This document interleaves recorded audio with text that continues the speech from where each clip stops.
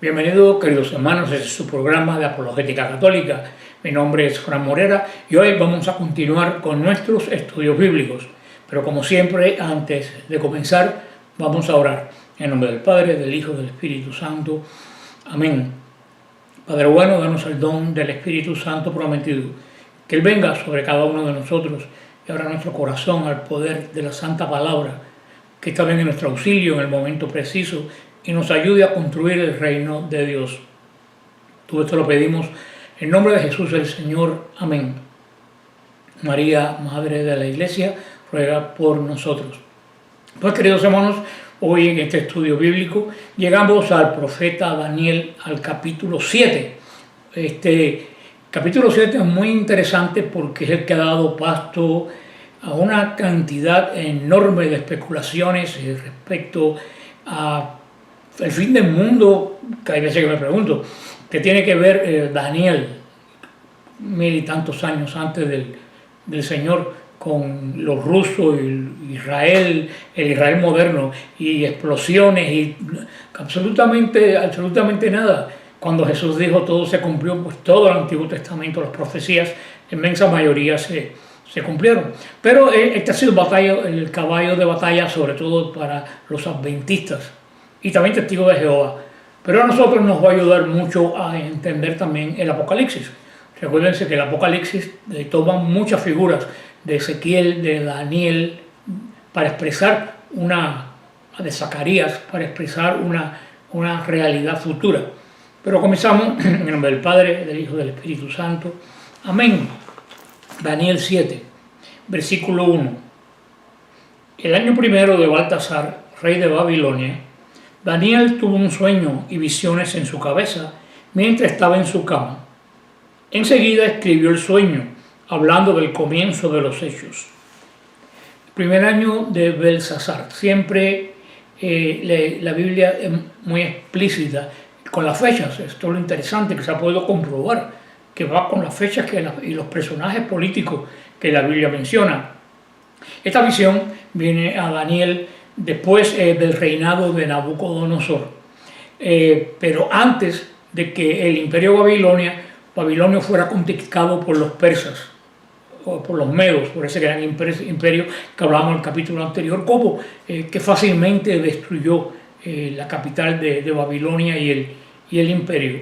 Estos capítulos del 1 al 6 de Daniel describe la vida en los tiempos que tuvo Daniel.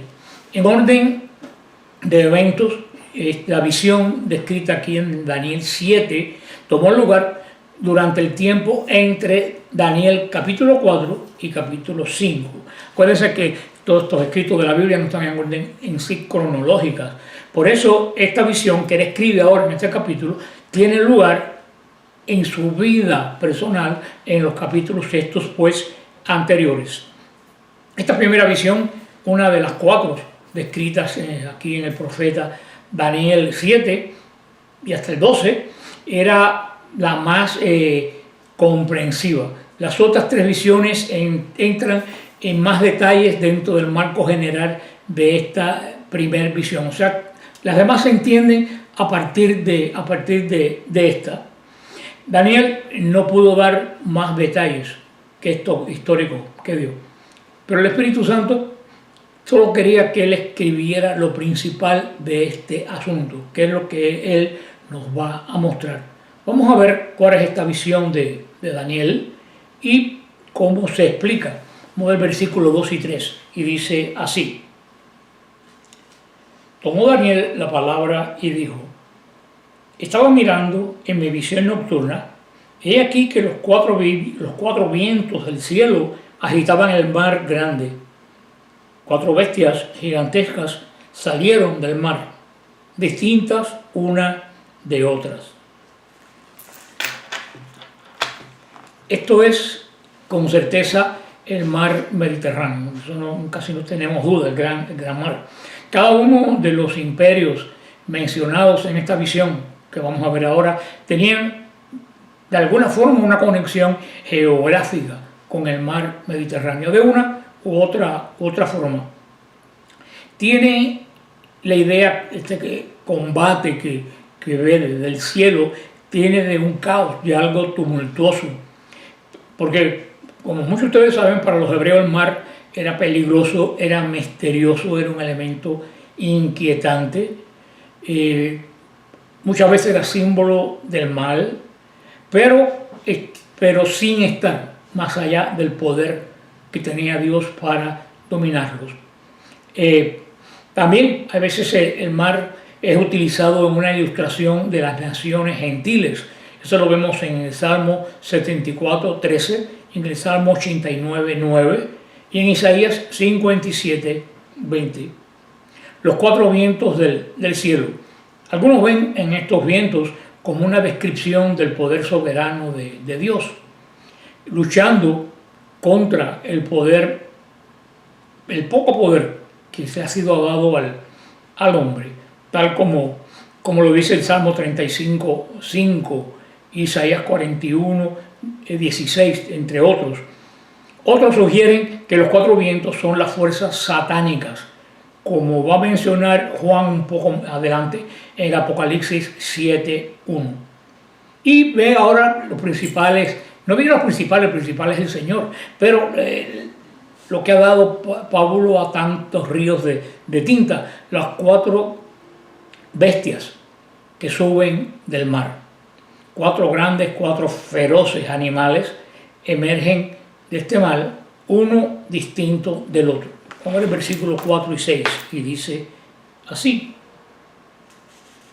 la primera era como un león y tenía alas de águila.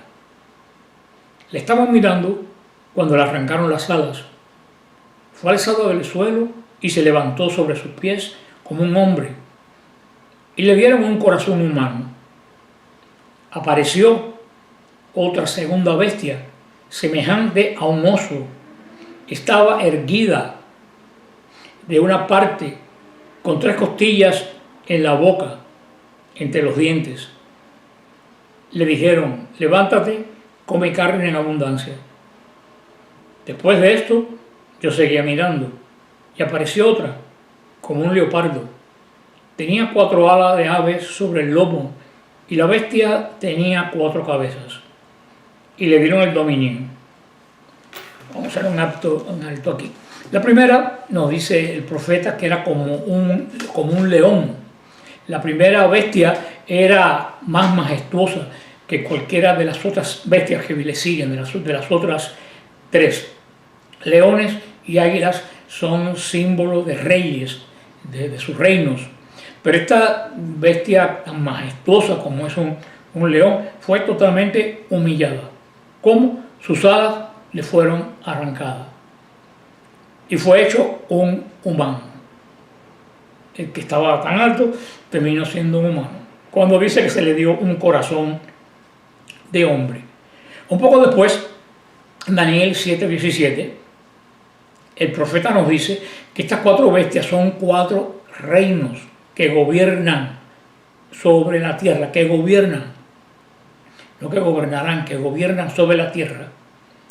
El primer reino es el imperio babilonio, representado por un león y un águila. Y esto encaja perfectamente con la majestad y con la autoridad de Nabucodonosor. Inclusive se ha visto en sus esculturas en las paredes, en los relieves, esta figura del león alado.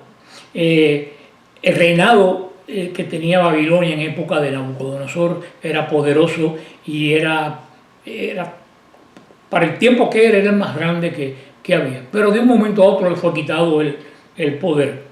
Jeremías utilizó ambos, el león y el águila, como ilustraciones de Nabucodonosor. Eso lo podemos ver en Jeremías 49, del 19 al 22.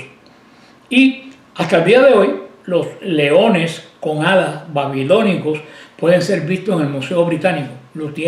Fueron a parar a Inglaterra como muchas cosas y ahí lo pueden ver todo lo que busquen en el internet. La otra bestia era semejante a un oso. La segunda bestia no tenía la majestad del león o el águila. Un oso es grande, es más fuerte, pero es más lento, aunque es más abrumador que un león, no tiene majestad, pero también impone. Y este oso tiene la característica de tener un apetito feroz para conquistar. Le dice, levántate y devora mucha carne.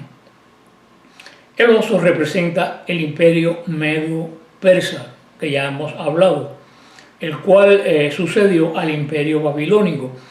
En este compañerismo entre los medos y los persas dominaban la relación, eran los que llevaban la batuta, pudiéramos decir.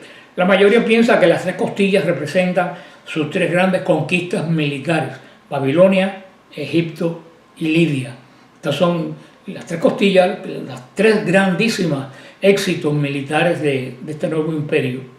El oso, como les dije, es lento y abrumador. Lento y abrumador era el ejército del imperio persa, del imperio medo-persa, eso era bien conocido. Estos simplemente aplastaban a sus oponentes con un tamaño y una fuerza superior pocas veces vistos. Los medas y los persas son comparados con un oso por el hecho de su crueldad, de su sed de sangre. Como ustedes saben, los que lo conocen, el oso es un animal muy voraz y un animal bastante cruel cuando tiene hambre. El mandato de levantarse y devorar mucha carne, eso indica las tremendas crueldades practicadas por los persas en todas sus conquistas y la amplitud de tantas conquistas y éxitos como ellos tuvieron. Los comentaristas liberales, los que estudian Biblia, que son liberales, tienen un amplio interés en identificar este oso únicamente con el estado medo y no con la combinación medo-persa.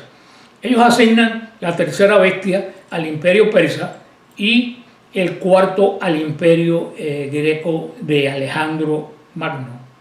Y así, para remover, usando eliminando un siglo, cualquier elemento de profecía, de predicción.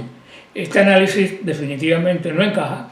Hay muchas buenas razones del por qué el segundo reino no podía ser exclusivamente el reino medo.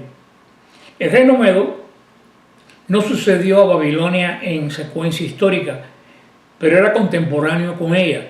Aún se levantó con fuerza antes del periodo del nuevo imperio babilónico que hubo. El reino medo nunca tuvo una posición mundial que fuera del tamaño del imperio persa, ni pensar del imperio griego, ni del babilonio. El motivo de esta interpretación es solamente para quitar cualquier referencia a Roma, para que nadie vaya a ver una referencia directa al imperio de Roma, y para que esta profecía sea una predicción divina. Por eso Roma está descartada en todo esto. El otro era semejante a un leopardo. El leopardo era conocido y todavía hoy, por sus ataques repentinos e inesperados. Una bestia muy sutil y a una gran velocidad se lanza sobre sus presas. Este era especialmente rápido, este animal, con 4 alas, nada más y nada menos. Y era extremadamente inteligente, tenía 4 cabezas. A mí me haría falta 3 de esas todavía, pero bueno, cada animal es poderoso, pero domina, si ustedes se fijan, a su presa de un modo diferente. El león devora, el oso aplasta y el leopardo brinca. El leopardo, y esto lo tenemos que tener claro, representa el imperio griego, representa el imperio de Alejandro Magno. Este imperio de Alejandro Magno fue un misterio. Rápidamente, prácticamente del anonimato, conquistó el mundo civilizado cuando Alejandro tenía 26 años, 26 o 28 años solamente. De todas formas, muy joven. Nada en la historia del mundo ha tenido, yo diría que a lo mejor no tiene, igual con la conquista de Alejandro Magno. Por eso lo llaman Magno, el Grande, quien corría por todos los países, desde el mar Adriático al Océano Índico, al Ganges. Y en 12 años subyugó parte de Europa y casi toda Asia. Después de la muerte del gran Alejandro, su imperio fue dividido en 4 partes. Aquí lo vemos, 4 cabezas, tenía 4 cabezas. Especialmente las 4 cabezas fueron Casandro, Lisímaco, Seleuco y Ptolomeo. Estos 4 generales de Alejandro heredaron el dominio de Alejandro. El reino fue dividido en 4 y cada uno de ellos ocupó un pedazo de este gran imperio que logró este joven. El imperio babilónico dominaba en los días de Daniel, era el que estaba todavía en el poder. Uno podría haber adivinado, especialmente en el reino de Belsasar, que ya lo conocimos, que el siguiente imperio sería el Medo-Persa. Pero, ¿cómo pudo Daniel saber que el siguiente imperio mundial sería como un leopardo en este levantamiento rápido y en esta prominencia? ¿Y cómo podía saber que iba a ser dividido en 4 partes? ¿Cómo lo podía saber? Esto es un principio claro. Dios conoce el futuro, antes, ahora y mañana lo va a conocer. Este futuro Él lo revela a quien quiere, lo revela a ciertas personas, hasta sus profetas, y se lo da con detalles, como estamos viendo aquí. Esta predicción es increíblemente. El Señor ve absolutamente todo el desfile de la historia humana, porque para Él no existe el tiempo, no hay pasado ni futuro, todo es un eterno presente. Por eso no es extraño pensar y oír que San Pedro dijera: tenemos también la palabra profética más segura, a la cual hacéis bien en estar atentos, como a una antorcha que alumbra en lugar oscuro, hasta que el día esclarezca y el lucero de la mañana salga en vuestros corazones. Segunda de Pedro, capítulo 1, versículo 19. Vamos a ver versículos 7 al 8. Y dice así: después de esto, seguí mirando en mi visión nocturna, y apareció una 4ª bestia, terrible, espantosa y extraordinariamente fuerte. Tenía grandes dientes de hierro, comía y descuartizaba, y las sobras las pisoteaba con sus pies. Era distinta de todas las bestias anteriores, y tenía 10 cuernos. Yo miraba atentamente los cuernos, y aquí que otro cuerno pequeño surgió de entre ellos, y 3 de los cuernos anteriores fueron arrancados delante de él. Aparecieron ojos como ojos humanos en aquel cuerno, y una boca que profería insolencia. Una boca que profería insolencia. La 4ª bestia va a ser una bestia terrible. Tiene poco que ver con las otras. Lo terrible es indescriptible, en otras palabras. Va a ser horrible en su poder y en su conquista. Y va a ser diferente. Tenía 10 cuernos. En el mundo antiguo, los cuernos expresaban poder. Los cuernos expresaban ferocidad. La ferocidad de un animal con cuernos muy poderoso.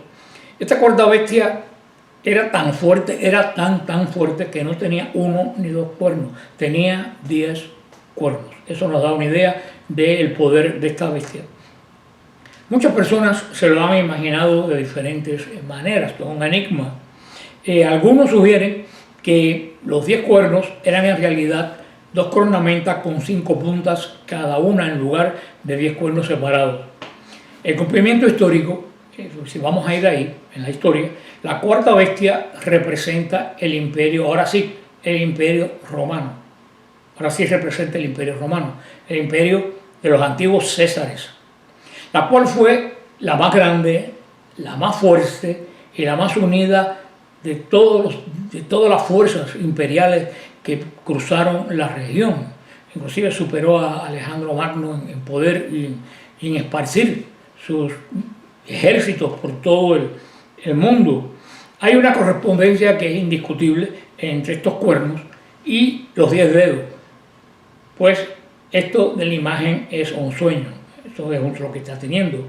Y la mención de los dientes de hierro sugiere las piernas y dedos de los pies de hierro de aquella imagen que vimos en el capítulo 2, si ustedes se recuerdan. Otro cuerno pequeño, de entre estos 10 cuernos, 3 fueron reemplazados por un cuerno, que era más grande, por su dominio. Tan es así que delante de él dice que se arrancan 3 cuernos de los primeros. Tenía inteligencia, alguien muy inteligente porque tenía ojos como hombres, y su manera de hablar era jactanciosa. Hablaba grandes cosas. Vamos a ver del 9 al 10. Y dice así: seguí mirando hasta que se levantaron unos tronos y un anciano en días se sentó. Su vestido era blanco como nieve, el cabello de su cabeza como lana pura, su trono llamas de fuego, sus ruedas fuego llameante. Corría un río de fuego que surgía delante de él.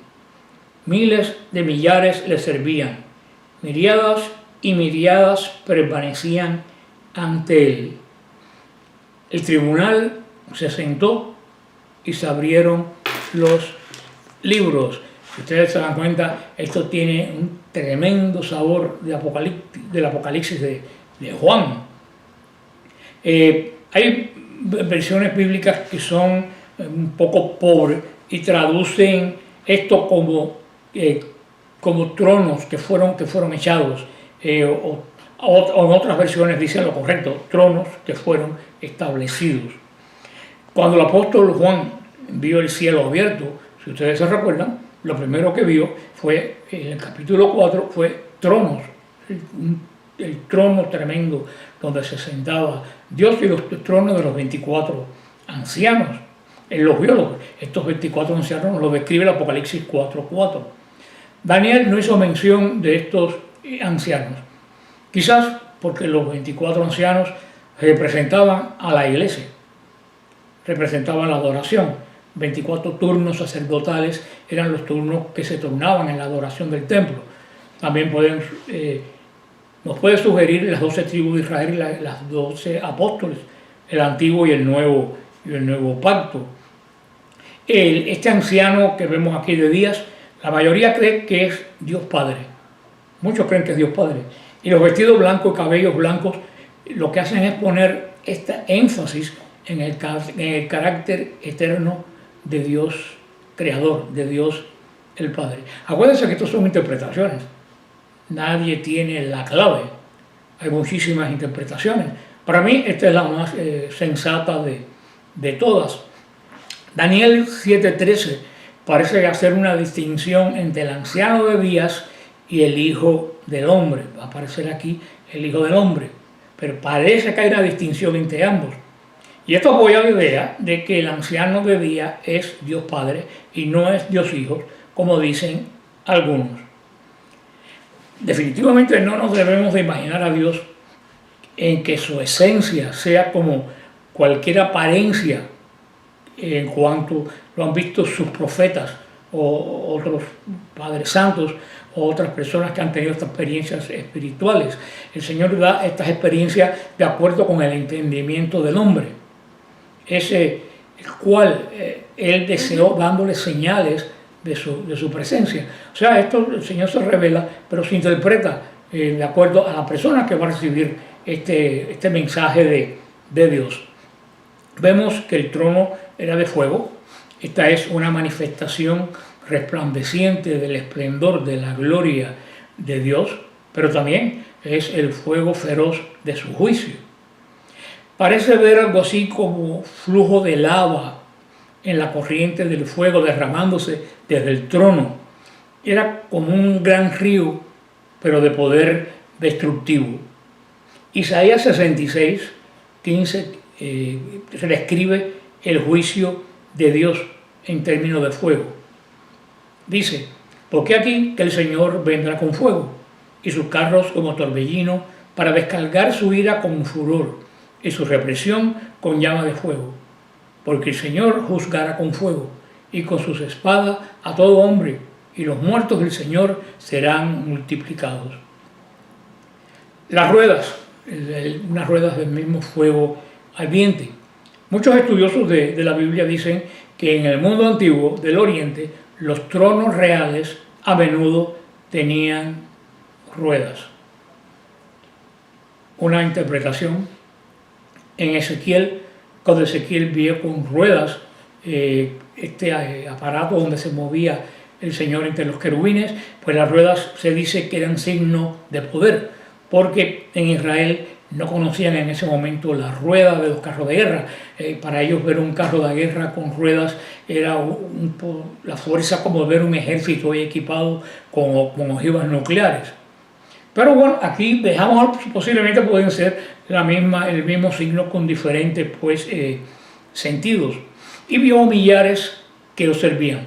Esto describe la innumerable compañía de ángeles que rodean el trono de Dios. Lo mismo que vio Juan. Millones de millones, dice que asistían delante de él. Esto, igual que en el Apocalipsis, describe la humanidad de pie delante de Dios en el día del juicio.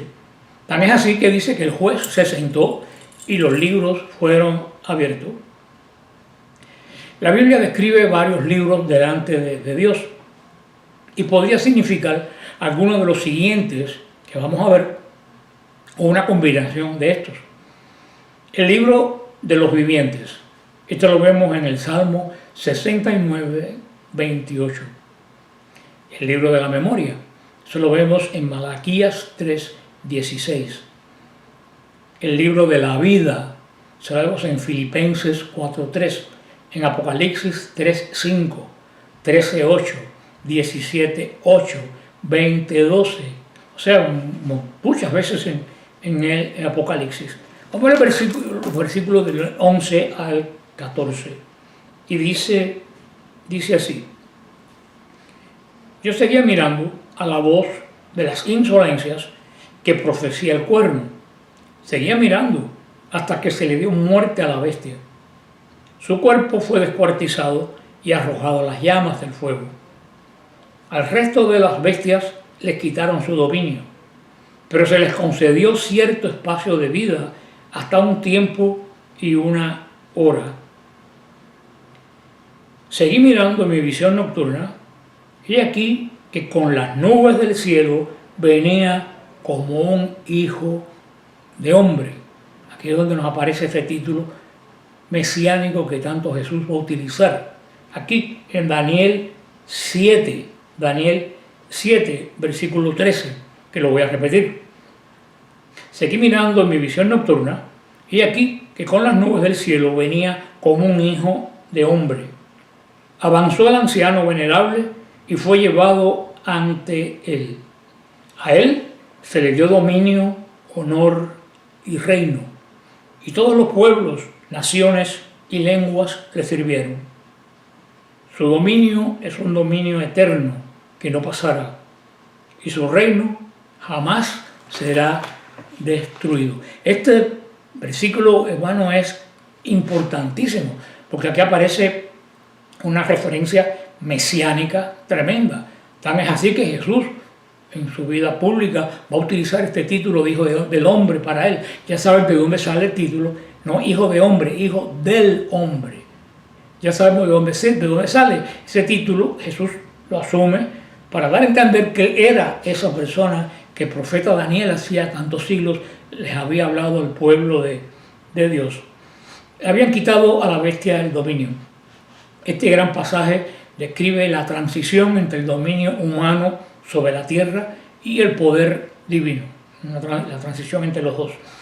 Esto sucede mientras el Hijo del Hombre viene y ejercita dominio sobre la tierra. O sea, el Hijo del Hombre sucede al reino de todas estas bestias. Dice que del sonido de las grandes palabras que hablaba el cuerno, aquí el cuerno pequeño de la cuarta bestia, de nuevo habla con jactancia, grandes palabras. El último pudiera representar al último dictador humano, que será el anticristo, que llamamos el anticristo. También algunas personas piensan que este cuerno pequeño es Antíoco Epífanes, que sigue al reino griego y que fue un hombre nefasto para Jerusalén. Fue un hombre jactancioso, un hombre voluble, un hombre de una arrogancia extrema, que hizo sacrificar un puerco en el altar de los perfumes del templo. Y de esto habla el libro de los Macabeos. Dice que miraba, sigue diciendo que miraba, de que hasta que mataron a la bestia, pero que también le habían quitado a la bestia todo su dominio. La cuarta bestia es destruida y las otras continúan, pero sin que tengan ningún dominio propio. El Señor va a establecer su reino, ya sea el reino de la iglesia, que es al que yo creo que se refieren aquí, el triunfo de Jesús y el establecimiento del nuevo reino de la iglesia, o al final de los tiempos, que también puede ser una posibilidad que yo no acabo de estar muy a gusto con ese tipo de interpretación. Me parece que es bueno mantenerse en que todo el Antiguo Testamento fue cumplido ya, es una profecía cumplida, porque el Señor dijo todo se ha cumplido. En todo esto aparece, como ya les dije ahorita, el Hijo del Hombre, la designación favorita del Señor Jesús. Al Señor le gustaba tanto esta designación del Hijo del Hombre que es usada 80 veces en los Evangelios. Y es Él recibe todo el dominio que tenía de las bestias, lo recibe Él. Y su reino será permanente. Y para mí aquí estamos hablando de un reino, el dominio del reino espiritual, no de un reino físico. Porque esto tenemos que compararlo con las palabras de Jesús Pilato, que el reino no es de este mundo. Se establece un reino, definitivamente a la muerte de Jesús, que es la iglesia, pero no es un reino de este mundo. Es un reino de alcance espiritual porque es eterno. Vamos a seguir viendo la reacción de Daniel, versículos 15 y 16. Y dice: a mí, Daniel, se me turbó mi espíritu a causa de esto, y las visiones de mi cabeza me asustaron. Me acerqué a uno de los que estaban en pie y le pedí la verdad sobre todo aquello. Él me habló y me hizo conocer las interpretaciones de aquellas cosas. Ustedes ven, si uno camina un poco más adelante de este versículo tan importante de Daniel, te va a dar cuenta que dan la interpretación de las bestias, que vamos a ver ahora. Daniel, cuando vio todo esto y en más detalle que él nos lo describe, verdad, él lo vio pero no entendió. A veces estaba muy lejos de suceder esto. Y él se turbó por su falta de entendimiento. Era un hombre de grandes luces, como hemos visto, pero aquí se quedó en blanco, no entendió nada. Dice que se turbó su espíritu y en medio de mi cuerpo, y se tuvo una gran turbación. Esto demuestra que nuestro espíritu en verdad mora en el centro de nuestro cuerpo. Es cierto que el espíritu es más importante que el cuerpo. Eso es lo que dice 1 Timoteo 4:8. Pero el estado del cuerpo generalmente tiene un efecto sobre el estado de nuestro espíritu y viceversa. Vamos a ver versículos 17 y 18. Vamos a ver el resumen de esta visión. Dice así: esas bestias gigantescas, que son cuatro reyes que surgirán de la tierra, pero recibirán el reino los santos del Altísimo y poseerán el reino por siempre, por los siglos de los siglos. Aquí vemos ya cómo nos deja ya un poco de la introducción quiénes son. La interpretación divina del sueño muestra que esta visión cubre al mismo tiempo el mundo presente y el mundo futuro en la historia que está viviendo Daniel. De una forma señorial, de una forma de estatua, de hombre. Aquí Dios muestra cómo Él nos miraba a través de los reinos. El Señor nos miraba como bestias feroces, como bestias salvajes que se devoraban unas a otras sin conseguir nada. Y si miramos el mundo alrededor, queridos hermanos, podemos ver que nuestro mundo no ha cambiado mucho que el de Daniel. Más sofisticado, pero en la esencia no ha cambiado. Cuando nosotros escribimos nuestra historia, a menudo pues nosotros nos gratificamos y parecemos que estamos en el centro, que estamos en la orilla del paraíso. Cuando Dios describe la historia humana, querido hermano, tiene otra visión totalmente diferente a la nuestra. Jesús es el león de la tribu de Judá, pero Él se muestra a sí mismo primeramente como un cordero, no como un animal fiero. Vamos a ver cómo sigue diciendo que recibirá el reino los santos del Altísimo. Cuando termine el tiempo de la cuarta bestia, entonces el pueblo de Dios va a recibir el reino. Ya eso lo hemos visto. Esto es lo que ha dado tinta a muchas interpretaciones espirituales cumplidas en la historia. Pero como les vuelvo a decir, todo esto para mí, la única forma de entender esto con el mensaje de Jesús, no es en un tiempo futuro de la comunidad europea, como dicen algunas de estas personas, que si Hitler, no, para mí esto yo lo veo dentro de la línea que lleva la palabra de Dios, que nos indica el reinado de Jesús y el reino espiritual que comienza en la iglesia y termina en el cielo.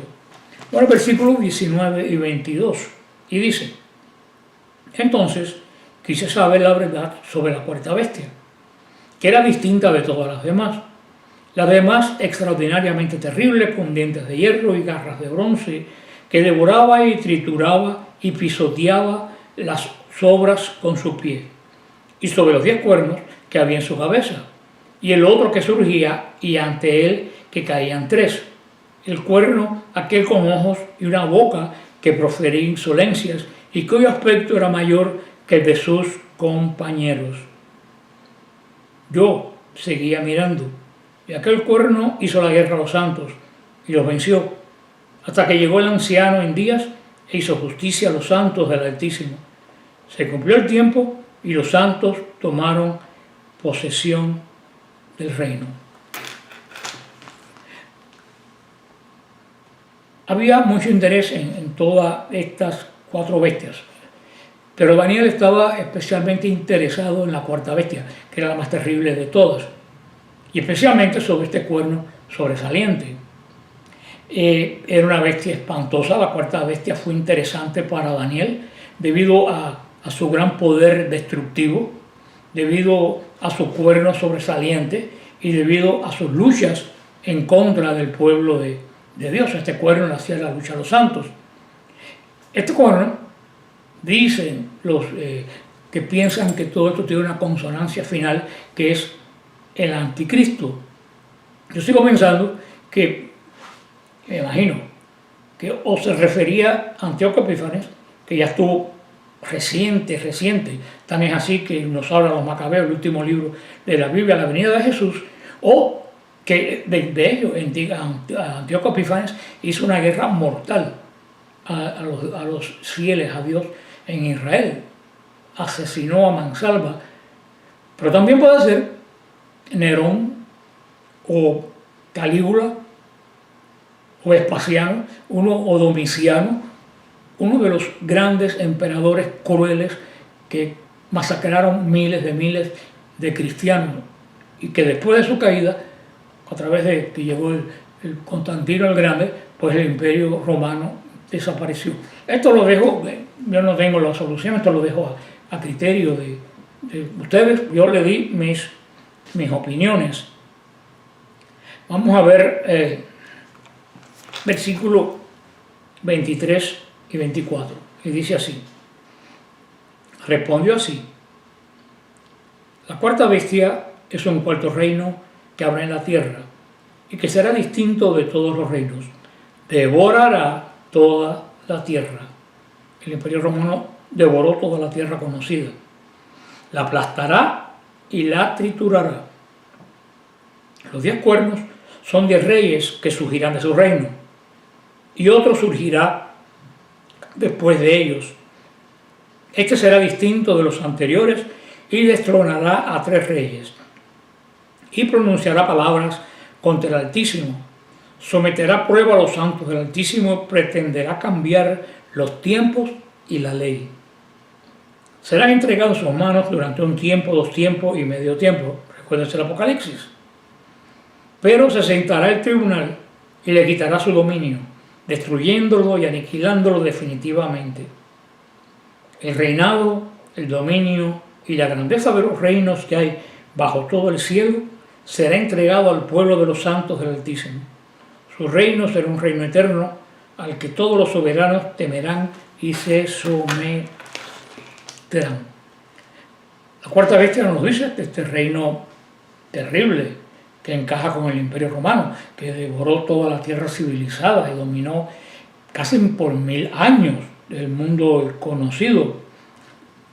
Estos 10 reyes, no voy a entrar en esto para no hacer esto un poco tedioso adivinación, pero estos 10 reyes pueden encajar perfectamente en una sucesión tremenda que hubo de emperadores en Roma, que algunos duraron pocos meses, que fueron uno asesinado encima del otro, pueden ser asimilados a todos esos reyes. Históricamente nos ponemos a contarlo, pero muchas veces tú no puedes, como le dije en el Apocalipsis, tú no puedes ir por cada signo buscando un paralelo, sino que tienes que ver todo esto en conjunto, porque todo lo que se va buscando paralelo con algo humano ha terminado siempre haciendo el ridículo.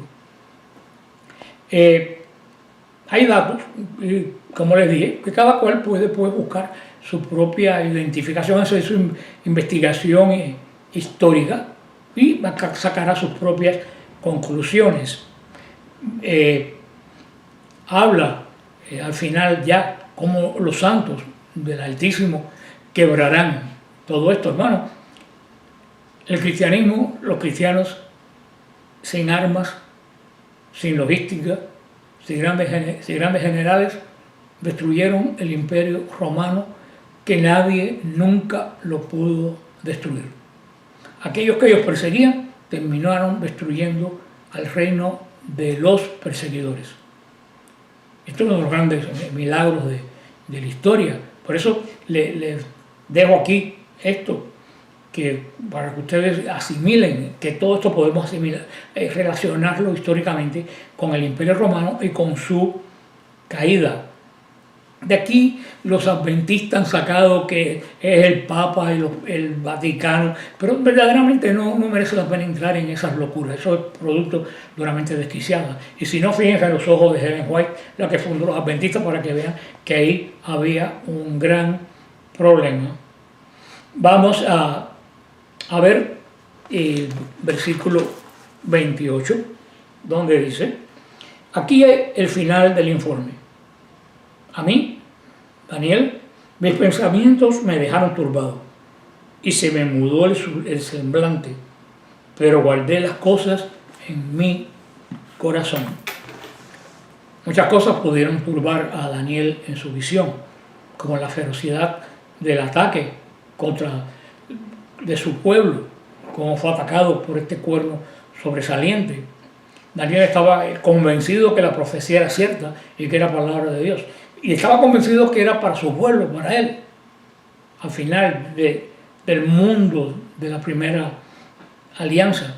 Y estaba tan seguro de ello que dice que su rostro se desmudó al pensar lo que podía pasar y lo que pasó en Jerusalén con el fin de la era del antiguo pacto. El pueblo judío, donde no quedó piedra sobre piedra por este imperio que todo lo derrotaba, que este imperio tan poderoso fue derrotado por la cruz. Quiero anunciarles con mucho gusto que ya tenemos nuestra peregrinación al jubileo. Por supuesto que vamos a cumplir el jubileo. Vamos a tener una peregrinación desde el 20 de mayo al 30 de mayo, por supuesto, de este año. Vamos a cruzar las 4 puertas santas de Roma. Vamos a ir al lugar donde decapitaron a San Pablo. Vamos a ver todo Roma de noche, vamos a ver todo lo que se puede ver en Roma en ese tiempo, pero vamos a ir a Asís, por supuesto a ver a San Francisco, a Santa Clara, pero también vamos a ver a Carlos Acutis, que para ese tiempo ya va a estar canonizado. Vamos a ir a Casia, a ver la gran Santa Rita. Por supuesto, no podemos dejar de ir a San Giovanni Rotondo, al Padre Pío. y al Monte Galgano, San Miguel Arcángel. También vamos a ir a Lanchano, al Milagro Eucarístico, vamos a ir a la tumba de San Benito. Si ustedes están interesados en este viaje, en esta peregrinación, no es un viaje de placer, peregrinación, pueden llamar al 786-797-1013. Repito, 786-797-1013. Podemos arreglar desde cualquier lugar que tú vivas, podemos arreglar tu encuentro con nosotros en Roma. Si tú vives fuera de aquí de Estados Unidos, tú me puedes escribir. Si tú me escribes por mi Facebook, Fran Morera, Defensa de la Fe, se me escribe por un mensaje, yo te conecto para que te den toda la información. O si entras a apologéticasiloe.net, por contáctanos, tú me puedes decir que estás interesado en el viaje y te mandamos toda esta información. Vamos a aprovechar este tiempo para ganar la indulgencia que la Iglesia da cada 25 años. El próximo jubileo va a ser hasta de los 25, el próximo jubileo va a ser en el 2033, cuando sea el jubileo de la redención. Pero sabemos si llegaremos ahí, por eso bueno, te animo a que vayas al de ahora, que sí lo tenemos aquí delante. Así que los espero en Roma, donde está la roca de nuestra fe, puesta por el mismísimo Señor. Que Él los guarde y los bendiga. Amén.